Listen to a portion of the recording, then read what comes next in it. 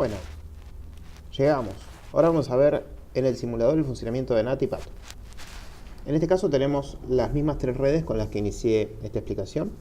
Acá podemos identificar un par de redes que son privadas y públicas. La red privada es esta. Y esta sería pública y esta sería pública. Entonces, solamente vamos a analizar el mecanismo de NAT y PAT en este router. Este router no hace NAT y PAT. Primero porque las dos redes son públicas. Y segundo, aún así, siendo públicas, podríamos implementar un mecanismo que hiciera PAT o hiciera NAT, pero no es necesario para este funcionamiento de estas redes, ¿sí? Busca este ejemplo ser lo más simple posible para poder comprender cómo funcionan NAT y PAT juntos. Bueno, vamos a limpiar. Tenemos una puerta de enlace, acá. Tenemos una IP pública acá, que esta podríamos decir que nos la dio nuestro proveedor de internet, que corresponde con este IP que está acá. Entonces, ambos hosts, o todos los hosts, el que termine en 200, el que termine en 201, porque es clase C, ¿no?, van a salir a través de esta única dirección IP pública. Estas son privadas, esta es pública. Entonces todas sus comunicaciones se van a multiplexar a través de distintos puertos públicos contra esta IP pública. Todos los hosts de destino que reciban paquetes provenientes de esta interfaz van a recibir como IP de origen esta interfaz y como IP de destino, y como puerto de origen, un puerto asignado de forma pública por el mecanismo de PAT, que está traduciendo un puerto privado. Vamos a ver algunos ejemplos de funcionamiento y luego vamos a analizar la tabla de los routers. Por ejemplo, podría ser un ping entre este host y este host. El ping medio exitoso, o sea que pudo un paquete ir y volver. Si lo hacemos en el modo simulación, hago un ping de acá a acá, hago un ping de acá a acá, llega al switch, del switch al router, el router al otro router, el router al switch, el switch al host, pega la vuelta. Acá no hay RP porque yo ya lo había probado su funcionamiento, ¿sí? Y me da exitoso. Bueno, ahora les propongo que desde alguno de estos hosts de la red privada contactemos con el servidor web que yo configuré en esa red pública.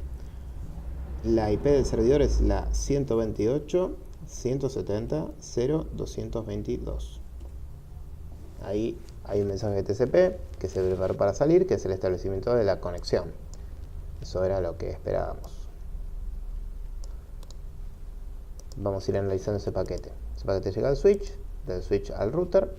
Ahora, si analizamos este paquete, van a ver que la IP de origen de ese paquete es la que corresponde con el host, el 200. Pero el paquete que va a salir de ese router tiene como IP de origen la pública, la 182.221. El puerto de origen, lo podemos chumear acá, el puerto de origen es el 1032. Y el puerto de origen del paquete que va a salir también es el 1032. Podría ser distinto o podría ser igual. Después vamos a ver en la tabla y se van a dar cuenta bien de eso. Que quede súper claro que cambió la IP de origen. La IP de destino puede cambiar o el puerto de origen puede cambiar o puede ser el mismo en este caso. Pero van a ver que eso no hay problema. El paquete llega al otro router, este router se lo da al switch, el switch ya conocía la MAC del servidor. Bueno, ahí estamos estableciendo la sesión de TCP. Le voy dando rápido para no aburrirlos con esto. Ahí ya se cargó parte del HTML y se mostró una string que había en la página. Y ahora tiene que terminar de cargar una imagen en la página. Imágenes tiene un par de kilobytes, entonces va a haber un par de paquetes hasta poder descargar esa imagen, ¿sí? En que hay paquetes que van, que vienen, que van, que vienen. Bueno, si lo pongo en el modo real time, van a ver que me termina de cargar la imagen que corresponde con la página web que está alojada en el servidor cuya IP es la que yo puse en la barra de navegación. Entonces, pude acceder desde este host a este servidor, desde esta IP privada a esta IP pública a través del mecanismo de NAT y PAT, que tradujo esta IP privada en esta IP pública, que convirtió este puerto privado a un puerto público, que el número puede ser el mismo. Llegó el paquete a este servidor y todos los paquetes de vuelta que de este servidor eran enviados hacia este host, cuando fueron recibidos por el router agarró esta IP, que era la de destino de ese paquete, la modificó por esta IP de destino privada y agarró el puerto de destino de ese paquete y lo modificó por el puerto de origen que tenía esa comunicación. Vamos a verlo en la tabla del router entonces. Si entramos a la terminal del router de la izquierda, que es el único que está haciendo NAT y PAT en este caso, podemos ver las estadísticas de NAT, ¿sí? Así como está armada la parte de la configuración y qué ha pasado en los mensajes que fueron traducidos y las traducciones que ocurrieron en este último tiempo fueron estas que están acá. Ahora vamos a prestar atención a esto. Acuérdense la IP del servidor, 128.170.0.222. Bien. Esta es la tabla de traducciones que se realizó. Algo parecido a la tabla que yo les armé a mano alzada en los videos anteriores. Tiene como 4 columnas la tabla. Cada columna tiene un IP, 2 puntos, un puerto. Eso sería un endpoint de TCP o de UDP si lo quieren pensar como un endpoint también. Bien, inside local corresponde con la IP y el puerto privado de ese host.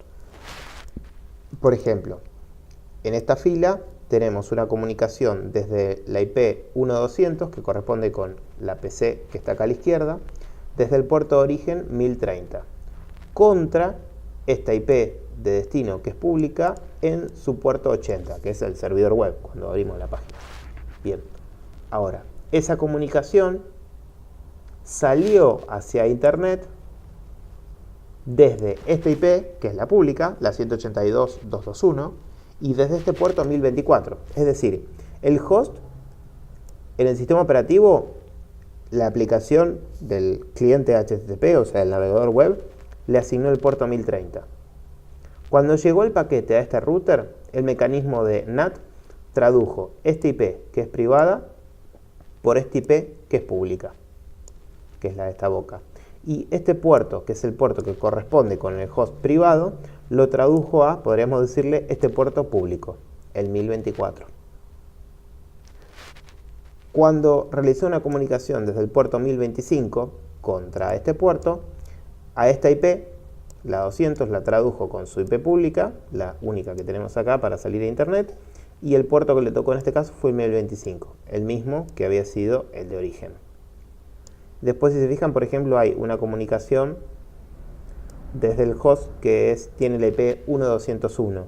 Desde el puerto privado 26 salió hacia internet con el puerto público 30.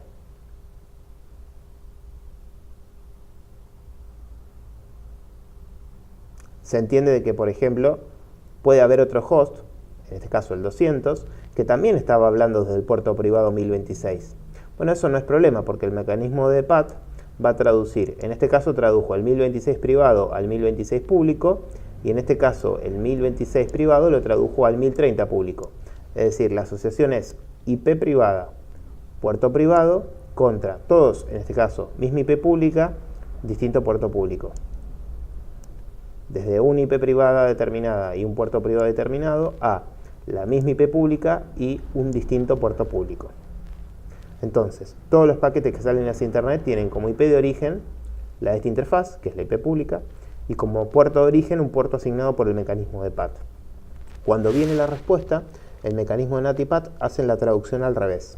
Si viene contra un determinado puerto público de destino, ese puerto público sería el que está, en esta columna, y si supongamos que viniera una comunicación contra el puerto público de destino 1033, el mecanismo de PAT sabe que el puerto 1033 público se traduce al 1033 privado y que si el IP de destino de ese paquete era esta pública, se traduce a esta IP privada.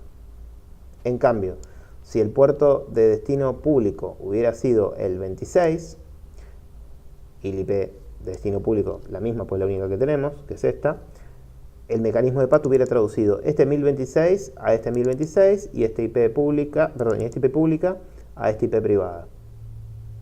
Entonces, traducimos de IPs privadas a IP públicas para salir a Internet, de puertos privados en cada uno de los hosts a puertos públicos que corresponden con esta interfaz para salir a Internet. Cuando los paquetes vienen de vuelta, todos los paquetes van a apuntar contra esta única IP pública y contra puertos públicos que están mapeados en esta tabla de NAT y PAT. Entonces estos puertos PAT lo va a traducir de públicos a puertos privados y para cada una de estas combinaciones IP puerto le va a asignar su IP privada correspondiente. En el caso de que tengamos más direcciones IP públicas, porque tenemos muchos hosts en la red privada, por ejemplo, o porque tenemos distintos proveedores de Internet y balanceamos la carga, o por una cuestión de confiabilidad, el mecanismo de NAT y PAT podrá elegir, siendo configurado, cuál de todos los hosts que están acá salen a Internet con una IP pública o con la segunda que tenemos, o la tercera, o la cuarta, o la quinta, o todas las que precisemos contratar. De la misma manera, lo que explicamos acá se va a traducir desde una IP privada y un puerto privado a alguna de las IP públicas y a alguno de los puertos públicos para esa IP pública. Bueno, espero que haya quedado claro con este ejemplo y habiendo mostrado la tabla de NAT y PAT en el simulador. Cualquier duda pueden escribirme en los comentarios, pueden enviarme un correo si son estudiantes míos y bueno, hasta el próximo vídeo.